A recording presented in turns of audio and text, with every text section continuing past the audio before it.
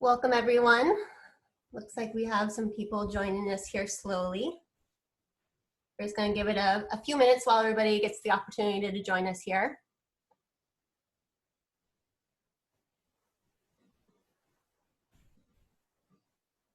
All right. So we want to welcome everybody first and thank you for joining us for Forging the Path to a New Normal. We have Louise Matheny with Morris Garritano joining us, as well as Michael Gunther from Collaboration Business Consulting.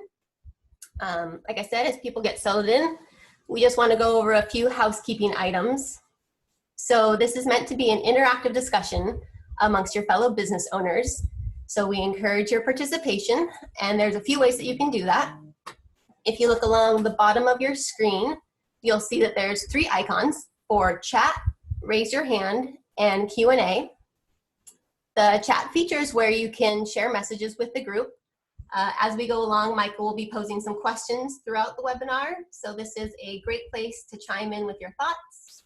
I would like to point out that if you'd like your message to be seen by everyone, you'll have to make that selection in the drop-down menu. It says all panelists and attendees. So we're asking that if you do have a formal question for Michael or Louise, that you use the Q&A feature rather than this chat window. By clicking the Q&A icon, you have the option to ask your questions to Michael and Louise and may do so anonymously if you choose. As I mentioned, we do want this to be a discussion amongst your peers. So if you would like to speak to the group in your own words, you can click on the raise your hand icon and we will prompt you to unmute your microphone and you can speak to everyone. So with that being said, I'm going to hand it off to Louise and she will get us started. Thank you, Sarah, and welcome everyone, and thanks for joining us. My name is Louise Matheny, and I am the HR business consultant here at Morris Garritano. I've been with Morris Garritano for almost 21 years. I'm 100% client focused, so my role allows me to devote all of my energies on our clients and the community. I have the privilege to work for our clients either as an extension of the HR department or as their HR advisor. And joining us today is Michael Gunther, founder and senior consultant at Collaboration Business Consulting. Michael has guided over 500 businesses to achieve growth. He has trained thousands of leaders and has assisted nearly 300 businesses to get started. So he's the perfect person to facilitate today's discussion as we are all working through some uncharted territory. I want to start by explaining the purpose of this webinar.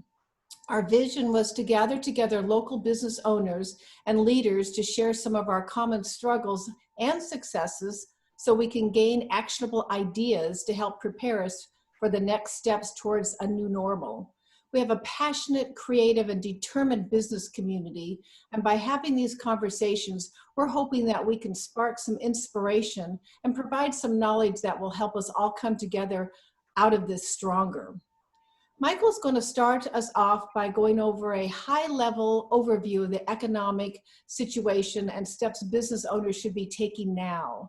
Then he will answer some of the questions and comments that we've gathered from you during registration.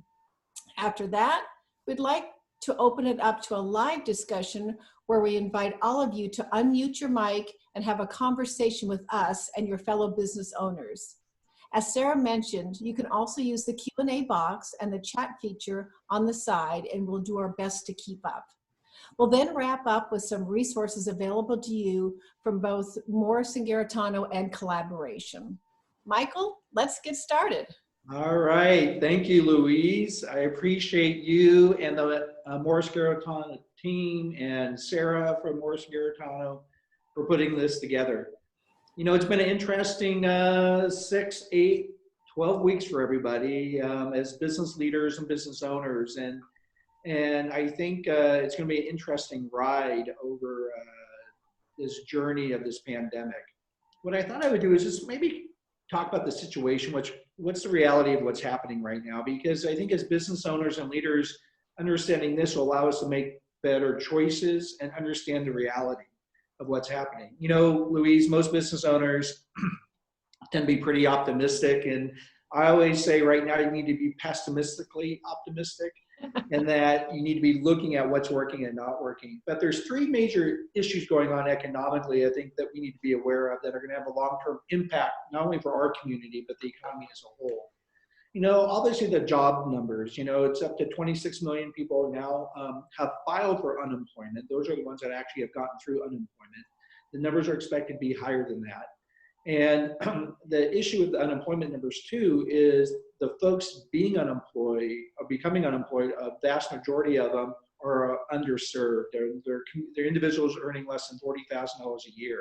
Mm-hmm. And it's expected that to get to the employment levels that we had prior to this pandemic, it's going to be at least 18, 24, if not 36 months. So it's going to be a long ride of unemployment, and the unemployment numbers are going to be higher than we've ever seen. The other issue going on is cash. And companies, if you think of small businesses, Chase Institute did a study, and they found that only 50% of the businesses have 27 days of cash on hand. And if you look, only 20% have over 60 days of cash on hand. So you can imagine all our businesses in our community that are non-essential or closed right now, trying to figure out how they're going to navigate this new norm, knowing that cash is going to be very limited. And the stimulus packages that are coming out right now are going to help, but it's not going to solve the issue long-term for businesses. And the third thing is the length of this pandemic curve. As we all know, it's a challenging time. None of us can predict what's going on. But there's Dr. Osterholm from the University of Wisconsin, is in charge of the Institute of Infectious Disease. And he was in an interview this week, and I think he said it best. He said, you know, we have to think of this, that we're in the second inning of a ball game here. And that we might have some wins, we might have some loses, but we're only in the second inning. And this is an 18 to 24 month journey we're on right now until we get to any semblance of normality. I don't share with you this information to bring more anxiety to already anxiety-filled world we're living in, but I bring it to you as leaders so that we can step back and understand the situation we're dealing with. And then as leaders, what can we be doing differently to really grow our businesses, engage our teams, and rethink how we deliver our products and services to our clients. And so I always think of our toughest times in our life. Think about your own personal life or your business lives. It's during these toughest times that we often grow and learn the most. And I know all of us are being stretched right now in terms of how do we be innovative, how do we keep our companies afloat, how do we keep our employees engaged. And so I encourage you as leaders just to keep reminding ourselves that this is going to be a longer journey than anticipated, but it's the choices and decisions you're making today that are going to matter. And so Louise, I just wanted to kind of give that brief update of kind of what I kind of see as some of the economic situation and just to being prepared for that. If it's okay with you, I thought maybe I can just outline maybe 3 things business owners that can do, and then we can look at some of the questions that were prepared. Sounds good. So when you think of business owners, there's 3 things you need to be doing right now. One is stabilization. We got to stabilize your business. If you haven't made the tough decisions you need to make in your business, you should be doing that. You should be looking at your worst case scenario budget for this year. Does that mean you lose 40% of your revenue, 100% of your revenue? What's your worst case?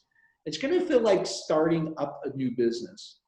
And through that, starting up the new business, I just think it's going to be a really interesting time to rethink about how we're working, rethinking our culture with our teams, really evaluating our supply chains. There's already supply chains disrupted from China, but even looking at your supply chains for your products and services. It's a customer assessment. It's a time to really think about what are your customers' needs? Are they going to change? Are they different? You know, if you own a hotel and people can't stay at your hotel right now, how are you going to get people to come back to stay at your hotel? It's having to really think differently and having to define your new normal. It is not going to go back to the way it is. But during stabilization phase, you really have to look at making the tough decisions that at least get stabilized. And I think, as you all know, this can change daily or weekly these days. So even the best laid plans, you got to be agile enough to shift. The second phase is going to be recovery. once things get stabilized for your business, and that's reforecasting your numbers on a weekly, if not monthly basis. Rehiring, and that's we're going to talk a little bit about that today. And rehiring, and when do people start rehiring folks? And are they in the same roles? Do they rehire the same number of folks? And it's anticipated that's not going to happen. But there are going to be some strategies you need to be thinking about as a business owner. Innovation is going to be king. You know, during tough times, innovation comes out. So you as a leader during this recovery phase, how are you being innovative and how you're delivering your products and services? And then the next phase is going to be the rebuilding and thriving phase. And that's going to be different for different businesses. But at that phase, it's really going to be working off of tighter budgets, really looking at resource allocation, cash reserves, and really trying to work with your employees on trying to find out what their new needs are going to be in this new norm. Can you imagine during the stabilization phase and recovery phase, even before we get to rebuilding, you know, we have all these employees that have their kids at home because the schools are closed, and we don't know if schools are going to be open in September, and we know that camps aren't going to happen this summer. And so you can imagine, Louise, that challenge that's providing folks, because business owners and leaders need to also think about how do we address our employees who have kids at home and yet are working at home, as we want them to come back to the office, and yet they still have these requirements at home. So I think right now as business owners, it is a tough time. But it is a time to address the tough issues, and it is a time to really make the choices today that are going to set you up to stabilize, recover, and eventually rebuild and thrive. So that's kind of an overview, Louise. I thought maybe we can address some of the questions that came in, and then we can see if there's some additional questions that people may have as well. You know, it's interesting, Louise, there's a question that came up, and I've seen this with my employees or my clients already this week, is that, you know, there's these employers want to bring some people back to work, but some folks don't want to come back to work because they're earning more in unemployment right now. And they also might have a spouse that's working, but they need someone to take care of the kids anyways. And so I know one particular client I have, they had 3 people that reached out to come back, and all 3 said no, because 1, they're making more in unemployment, and number 2, that they have these family needs at home. So that might be interesting. How might someone address that?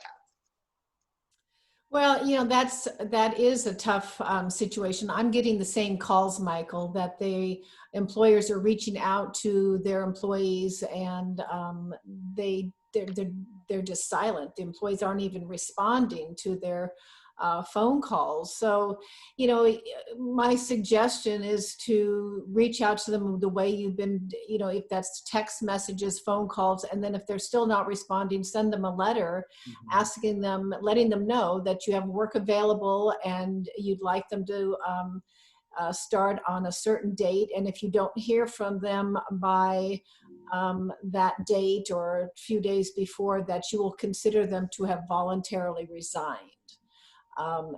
Other than that, there's just not much else you can do. It's a real tough situation. Yeah, it sure is, you know, because they also are trying to meet their personal family needs, correct? Yes. Of what's happening.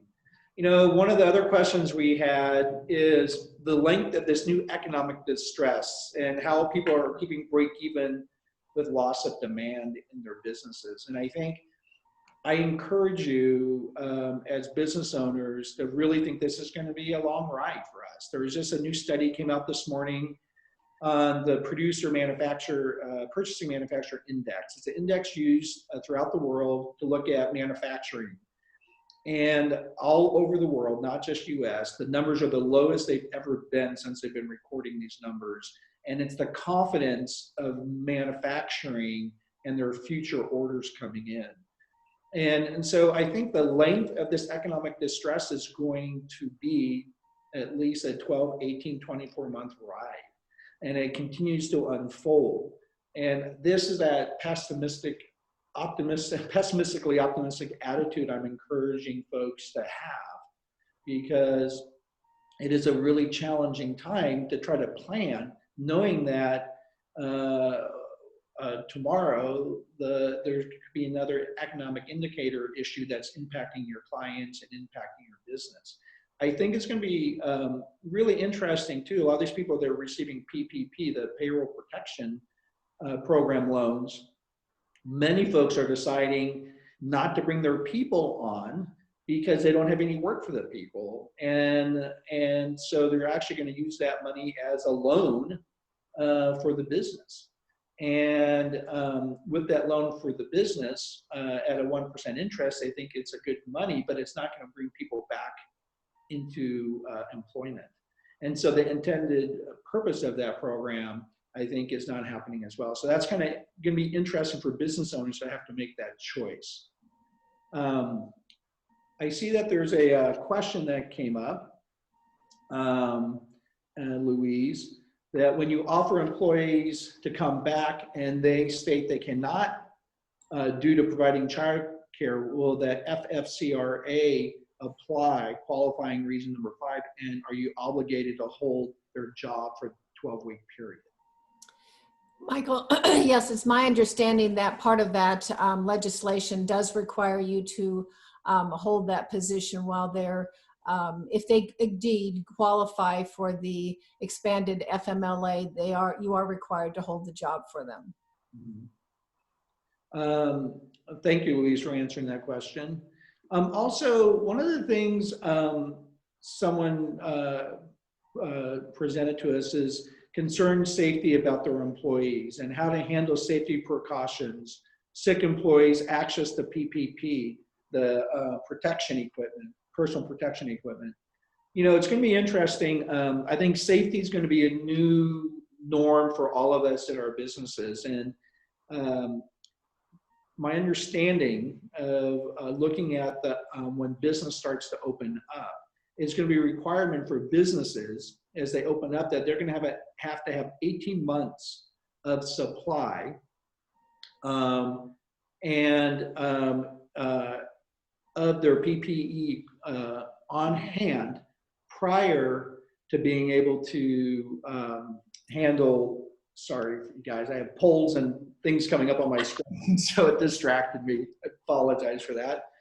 But you're going to have 18 months of the PPE on hand to start bringing employees back to your office. You're also going to have people who have to work 6 feet away from each other. So open offices that we're all used to are going to have to be redesigned. So even as business reopens, I think the safety of the employees is going to have to continue.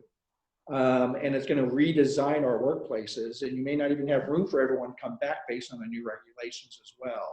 The other thing about safety, I would encourage all of you, if you're not already doing this, if you are an essential business and you have people working, to follow the CDC guidelines on all the safety precautions that your employees need to take. Because if you're not doing that and someone gets sick, there are already some cases that companies are being sued because they felt like the employee got the virus at work and the workplace did not put the proper protections in place. There's already lawsuits on this. And so as business leaders, we really encourage you to make sure that you put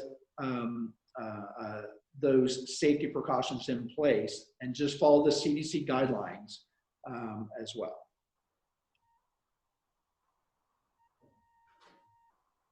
The next question that came up as well is people are asking, how do I stay positive in this time?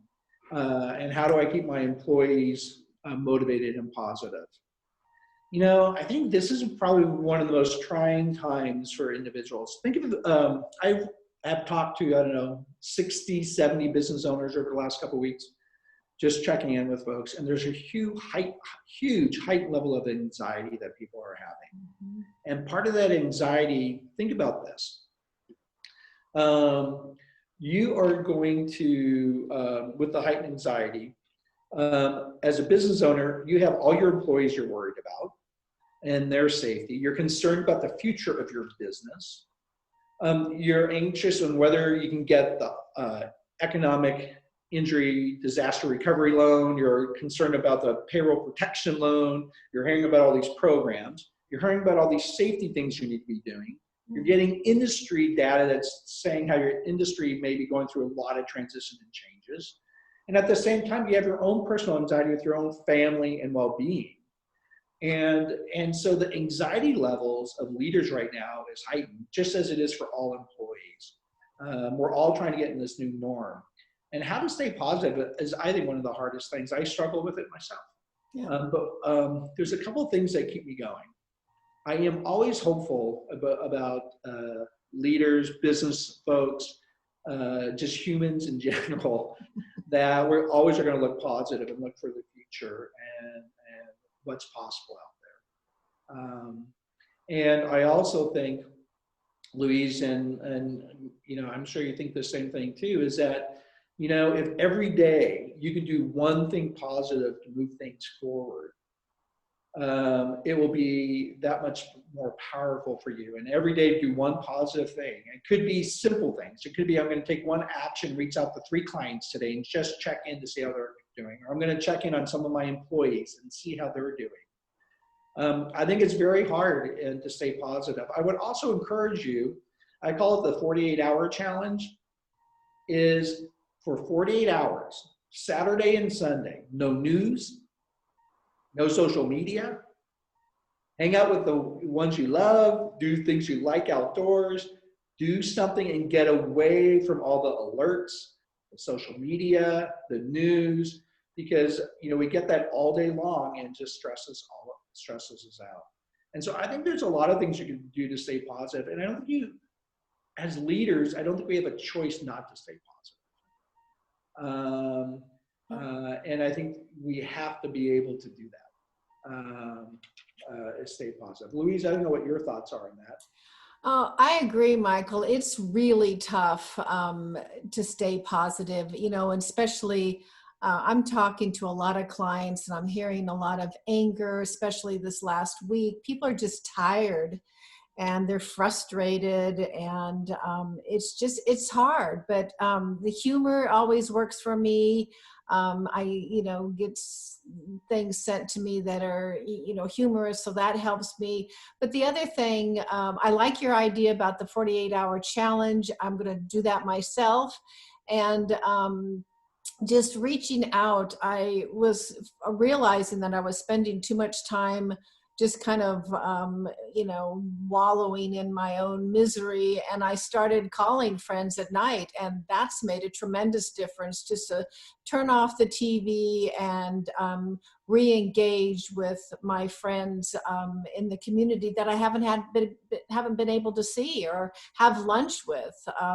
It's real easy to slip into that kind of mild depression. So you really need to make an effort to you know, stay focused and positive as much as you can. Yeah, you know, and Louise, I think an important thing to remember too is that everyone's going through what you're going through. And it's not like it's just your business is struggling. Every business is struggling, Yeah. Essential and non-essential. We're all struggling. We're all having to stay at home.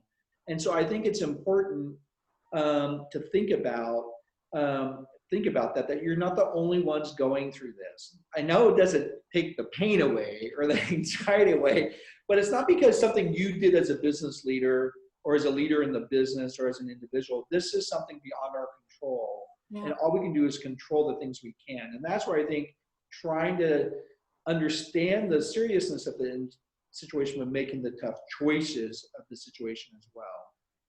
I noticed a question here from Jill Tweedy. I was told that I could use PPP to pay myself, owner, as well as my employees. I've been on payroll. That is true. As far as we know, Jill, that is true. That they also made it available for people with LLCs that pull as guaranteed payments. They're counting that as well. So you can pay yourself as part of that PPP payroll dollars, just as you would normally pay yourself through that process.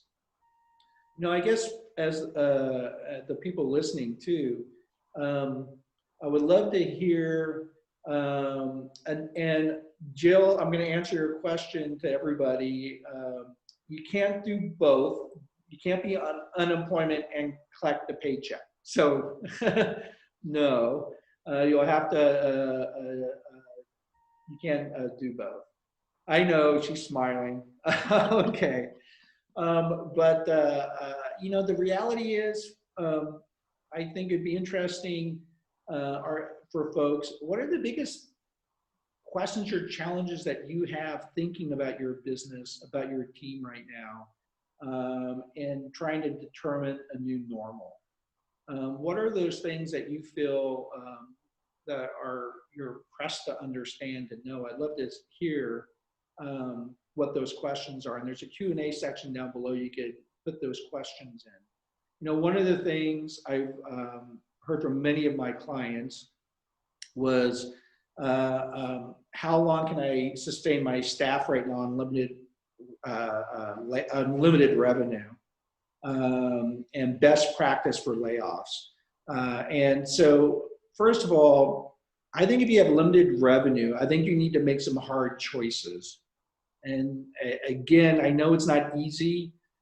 All of us have had to make some hard choices in our businesses right now, but it's about the long-term sustainability of folks. That is really of businesses that matters. And so if you can sustain your staff unlimited revenue and still at least break even, I would keep the staff on as you can. You could apply for a work share program. We did that here at Collaboration. So we have been approved for our work share program. So my team is able to work decreased hours, but they can make up the decreased hours from compensation from unemployment as well. So I do think you should make the tough choices. And Louise, I don't know if you have thoughts about the best practices for layoffs. Well, you know, there's been a lot of confusion about furlough versus layoff, and really a furlough is intended to be a short-term reduction, you know, short-term layoff, if you will. You're supposed to be able to tell the employee, give them a date within that same pay period of when they'll be returning. So people got confused about furlough and layoff, and really, if you cannot give them a return date, it should be treated as a layoff, which means you have to pay them their wages that day along with their vacation pay. So you know, it's still tough about the layoffs, but I think most employers have already made the decisions. They've laid off their employees. Now what I'm hearing are clients trying to develop plans to return folks back into the workplace. I do see a question here. I thought you could collect UI and receive a paycheck if you reduce to part-time. That could be true. What I've had happen with some clients though, is if the employee is a high wage earner, if they're by working the reduced hours, if they're still receiving 450 or more a week, they're not going to qualify for unemployment. So it depends if they're going to be eligible for unemployment. So what one client is doing, instead of reducing the hours during the week, they're having some employees work 1 week and then other employees work the other week, so that there's a full week of no salary, and then having the employees collect unemployment for that week that they're not working at all. Just a thought. Yeah, and I think it's important, Louise, to remember that there's so many unusual things happening during this pandemic, and they keep changing the regulations too, because they're trying to be accommodating based on all the different situations happening. Yeah. I think Morris Garritano has done a great job. They have a link for various resources to be able to address that. I also see a question here from a gentleman named Robert, and he wanted to know if there's updated food handling guidelines that are specific to the pandemic. Well, it's interesting, Robert, there right now, I know of here locally in our county, and it's happening all over the state, there's a group of about 400 business leaders, government individuals, layers, business chamber, board of directors, county individuals, and they're currently working on the open for business guidelines. And I know there's been a lot of things thrown out, you know, that if we open up restaurants, you know, tables have to be spread apart, paper menus, people have to wear gloves, mask. I don't think any of that's been totally solidified yet. But there is a plan that's supposed to be coming out over the next week or so of guidelines that will come into play once the governor states that we can start opening for business. As of yesterday, he said we cannot until we get our testing up. Right now we're running around 60,000 tests a day is the latest number. They need to get us to about 300,000 to 400,000 tests a day. It's going to be a journey to get us there. But they're anticipating that they're going to continue to unravel certain aspects of the business. They've already started to do that. And I think the food handling guidelines will be part of that. And I'm hoping next week there'll be some guidelines for our county in relation to that and reopening some aspects of our businesses as well. So thank you for asking that question, Robert. Louise, I guess as you look at all the different challenges going on out there, the employees, we often think of the employees who are working from home and having to learn new ways of keeping our employees engaged from working at home. What are some thoughts that people are doing out there? I'd be anxious to see if folks might want to put some thoughts into the chat of maybe some things that they're doing creatively to keep employees engaged. And what are some things that Morris Garritano is doing? Well, yeah, thank you, Michael.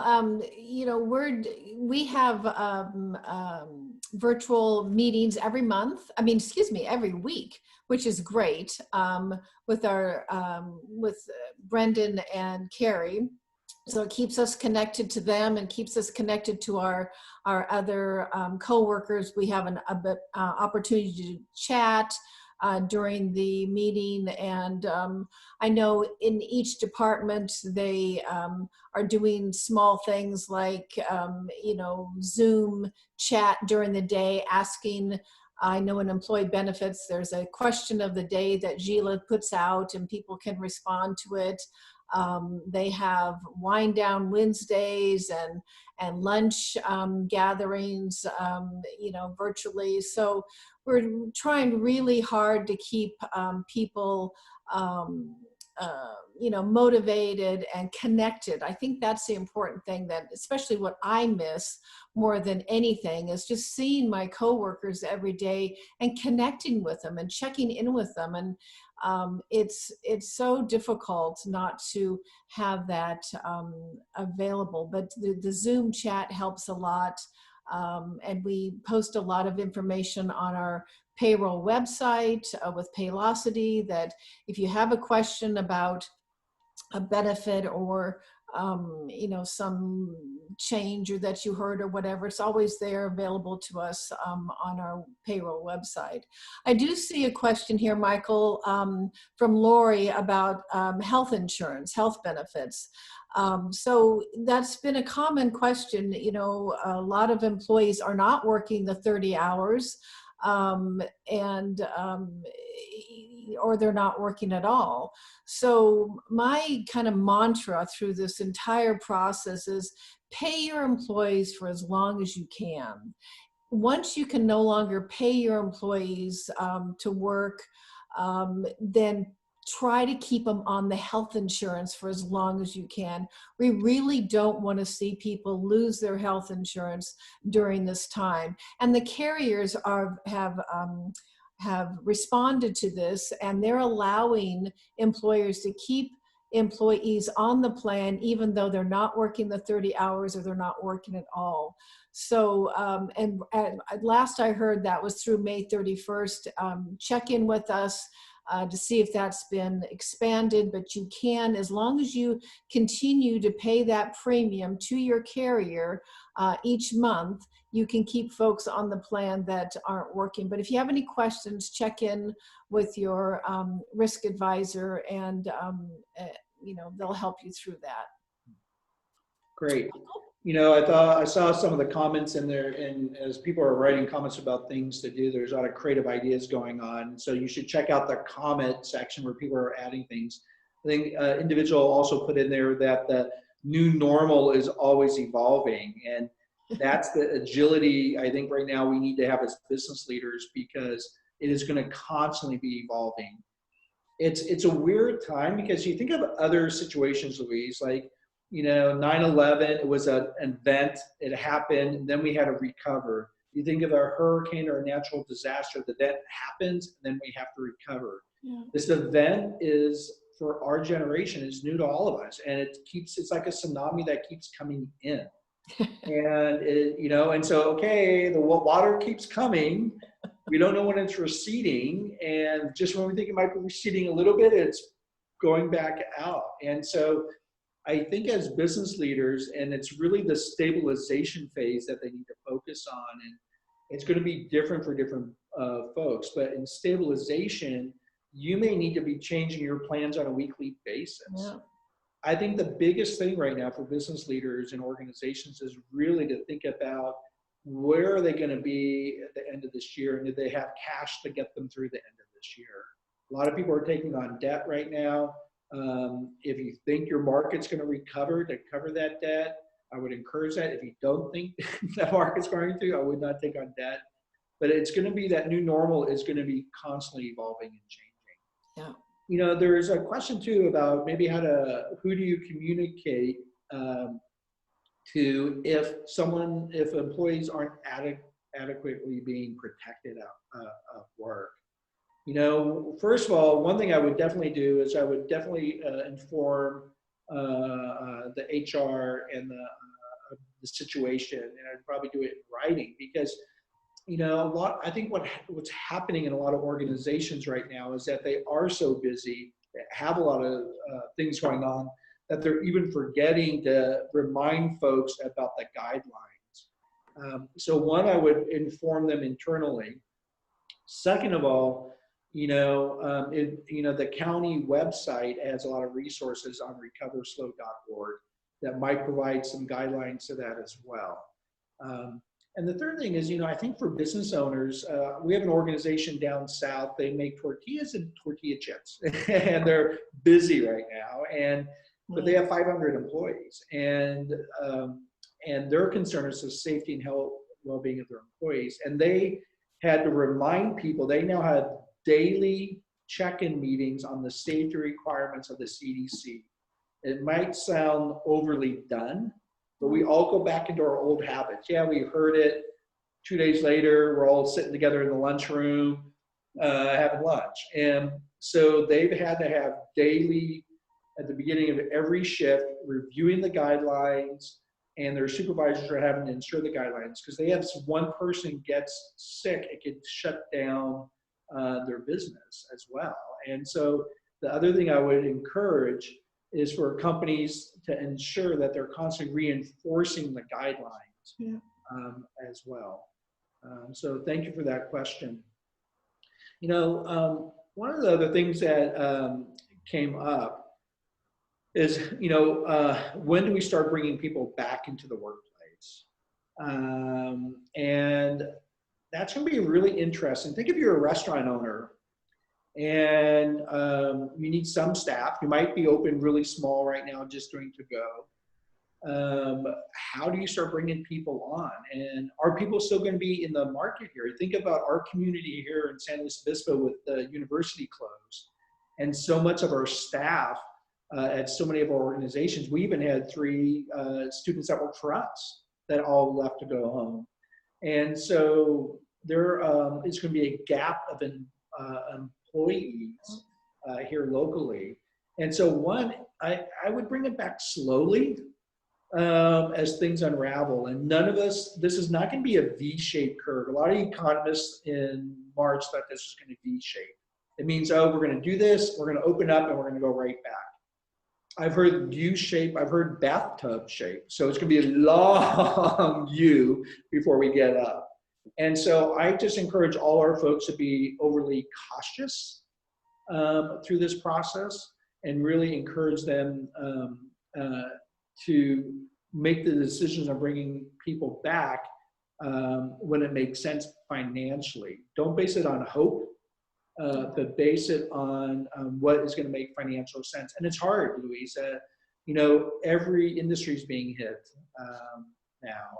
There's law firms laying off lawyers because the courts are closed. There's engineers. I mean, it's even as some businesses are still doing okay, it's impacting every business. Yeah. Louise, what, as we look at things going on in the workplace, and we look at the challenges with employees, what do you think people need to be thinking about in terms of potential new engaging things, everything from like, how do you handle this summer when employees have kids at home and employers are trying to get people to come back?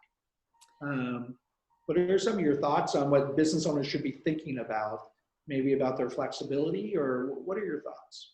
I agree, Michael. They will have to be more, as you mentioned earlier, more agile and more flexible. It's going to be a new normal. I mean, it's just going to be different. And we have to realize that the world won't be the same and our businesses will not be the same. So, the CDC, Cal OSHA, look at their websites about personal protective equipment and how to manage your staff safely when they return to work. We're going to have to think about leave of absence and being more flexible with allowing people to work from home and to take the leave of absence if they need it for their childcare responsibilities. You're just going to have to be more fluid and flexible in your approach to your staff. It's just going to be different. And I just would encourage business owners to try to be as open and flexible and to realize, not think about the old way of doing things and how you managed your business before. It's going to be a new way of approaching your business and how you manage your staff. Every day is going to be different, as you said earlier, Michael. Yeah, it's interesting, Louise, too. A question came in as well about how do you handle employees who have maybe traveled or flown on an airplane, et cetera. This is one of the biggest concerns about opening up as well, because as you know, in our country right now, all the states are at different stages of their stay at home or their stay in place programs. And they're all at different places of reopening or closing. And so if an employee has been out traveling and flown as an interaction with other employees, what we've been seeing happening is that they're requiring those folks that have flown to be self-quarantined for 14 days. Yep. Because we had a client this last week that one of their operations managers had the virus. Well, he was in connection with 20 other employees. It was an essential business. Within hours, they all had to leave and figure out how to work from home for 14 days because they didn't have to, because they were essential. They weren't working from home. And so I do think you got to think about the safety of all your other employees and anybody they're in contact with. And so if someone has been traveling, I think it's really important. We had a client this week that actually one of their employees admitted that they'd gone over to a family event over the weekend and they had to send the employee home and say, you can't work for 14 days because he's putting at risk all the other employees and any customers they may be in contact with. And if not, if they don't take those precautions, there could potential be liable components that are, again, beginning to show up in the court of people being liable for not taking the safety precautions when they know someone potentially broke the shelter-in-place ruling. Yeah. So it's just it's so interesting, Louise. We call this the new normal, and I think our new normal is about not being normal. And And I'm often wondering if we should call it the new abnormal, because I think it's going to change every day, and it's going to shift every day. And there's a great book by some of you may know Simon Sinek. Simon has written, The Why, Start with Why, and it's really about your core values. But he wrote a book this last year called The Infinite Game. And as leaders and as businesses, we got to think about that. We're in this for the infinite game. This isn't a short-term thing. This isn't like we're in it just to make our numbers this year or get back to normal. The infinite game talks about if you think that you're in here for the long-term play, and I think Morris Garritano actually does a great job in their core in their mission statement says generations to come. And so decisions being made today are about the sustainability and survivability of your business for the long term. Yeah. And that if you're not looking at readjusting who you're going after client-wise, or how you're servicing them, or how you're pricing, or rethinking your resource allocation from staffing to marketing, whatever, if you're not playing off a really worst case scenario break even, you need to be doing those things in order to have long-term sustainability and play the infinite game. And so in this abnormal time, to me, the most normal things you could be doing right now is trying to figure out what are those things we need to stabilize, and then what are the things we need to do to start looking at to recover and rebuild from employee engagement to customer engagement to trying to get new business in. And there are businesses that are getting business. I'm amazed. I have many clients that are going, God, we're busy right now. We didn't expect that. And again, we can't predict what the markets are going to do. And by the way, the stock market is not an indicator of the economy. I just want to throw that out there. A lot of people think it is. It's not. But I think it's going to be really important for folks to realize that if you're in this for the long haul, make some tough decisions now that allow the sustainability of your business for the long term, and get to stabilization, and then you can focus on recovery and eventually, hopefully, rebuilding and thriving once again for your business. Are there other thoughts or questions that you might have, Louise? Other than I've gone through many of the questions that were we had presented to us from some of the surveys. Are there any other thoughts or questions that you might have? Otherwise, I think maybe we can even wrap up with some hopefully positive inspiration as we wrap up our webinar today. Well, I did, I'm still hearing a lot of issues about unemployment, Michael, and I did get one resource this morning that might be helpful. If you have employees that are having difficulty with their unemployment claim, there is a feature on EDD, on the EDD site called Ask EDD. And I've been assured that you will get a response within 24 hours. There is a group of folks here locally that I just found out about this morning in the retail industry. They have been, their online account under the UI, it shows that they've been paid, that their claim's been accepted and they've been paid, but they haven't received that debit card, that Bank of America debit card. So there is a breakdown somewhere going on. So we're going to try to get that information up to EDD as fast as we can, so those folks can get those debit cards. I think what you're highlighting is that the systems are being pushed to a limit that they haven't been pushed to before. Yes. And I think that's the reality of what's happening right now. Yeah.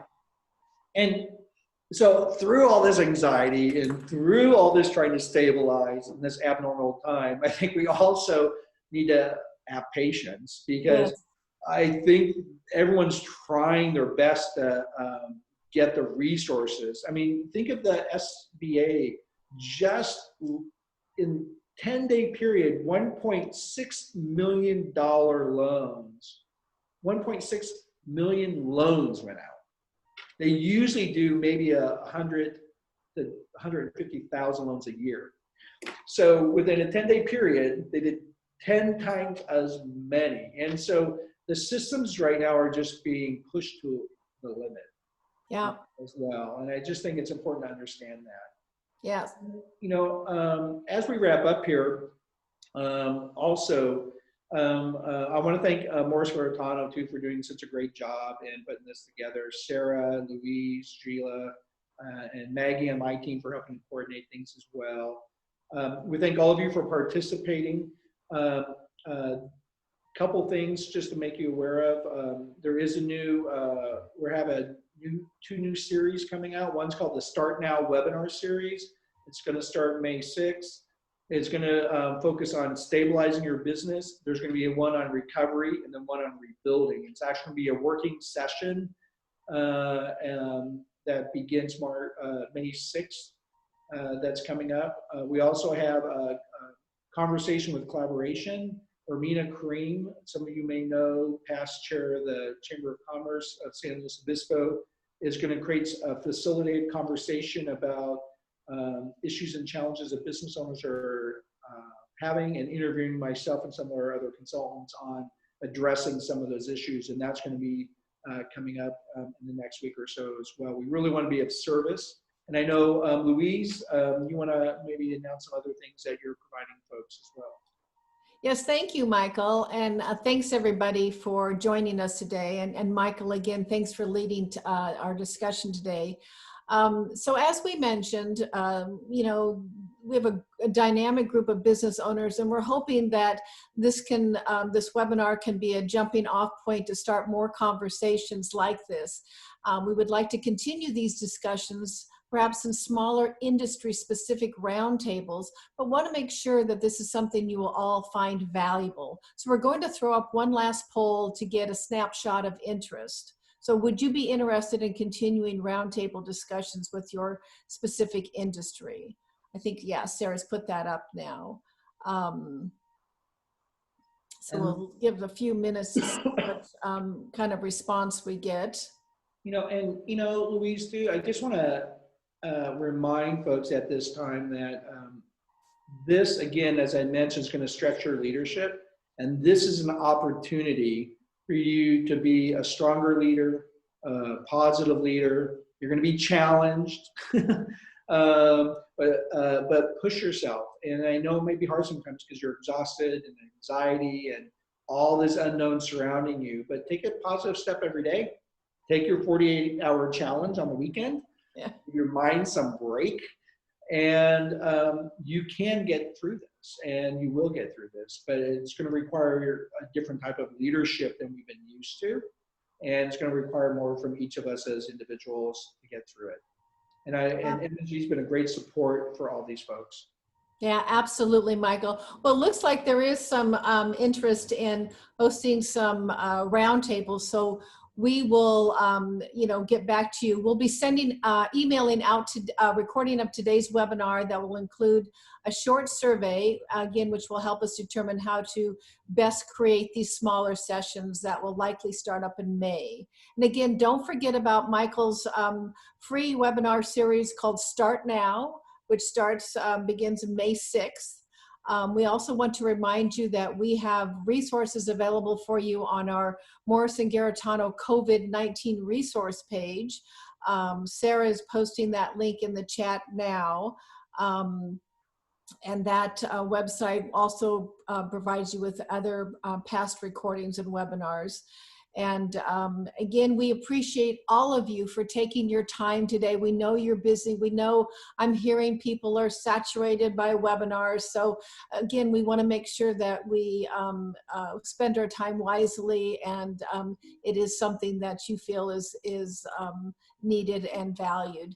With that, thank you again for your attendance today, and have a wonderful rest of your day. Thank you. Thank you, everybody.